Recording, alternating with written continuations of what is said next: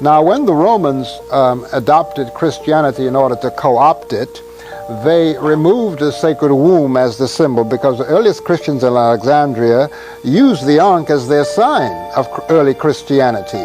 They just adopted it from the early Africans of the Nile Valley. And of course, they themselves were African, people like St. Augustine and whatnot. They all were living in Alexandria region. So the Emperor Theodosius, I think in the 6th century BC, AD, he had an edict that closed the temple of Asta or Set on the island of Philae and banned the Ankh as the preeminent symbol of the early Christians.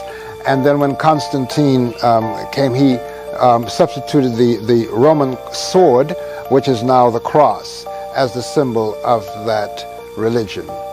So it's time that when we see how the patriarchal hierarchies of all the major religions are dealing in wars and death, it's time we restore the life principle, a respect for life.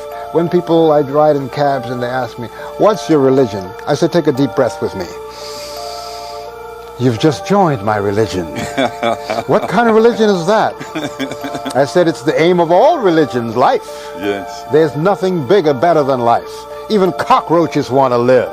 You try to get them, they're run. The fastest thing they're running, fastest. Why? They're running for their lives. Yeah. So life must be the most important thing. So now all I have to do is respect your life, you respect my life, and that's the end of war. No. It was no 15 minutes ago, and it's no now. Like, everything. No, it's not.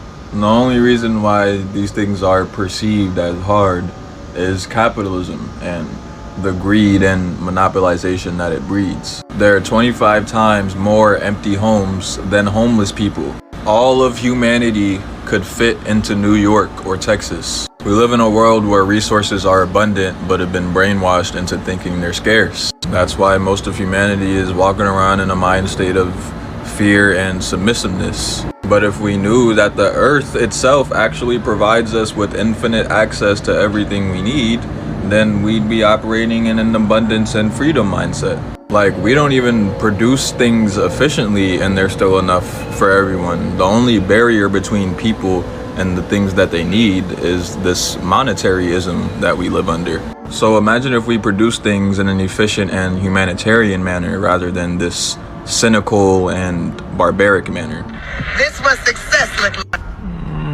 No, it's not. I don't know about y'all, but when I envision a life of success, it doesn't entail wearing something that cost 100 times more than it did to make while participating in a fucking mind-numbing dog and pony show for the white man. Because who benefits from this life of success that you chose other than yourself and the puppet masters who pay you millions to go out there and perpetuate stereotypes of black women? The only thing that celebrities are good for is doing what she just did, making normal people feel shitty. They want us to value a life of materialism over all else, because that's how they'll maintain their status. Because if no one cared about accumulating wealth, which is just pieces of paper in our society, then no one would care about them. Don't let Hollywood, or anyone for that matter, fool you into thinking you're obligated into chasing the bag. No one is successful until everyone is free. This has to easily be the most difficult period in history to find allies and create bonds with people. Because everyone wants to be part of some sort of group or tribe.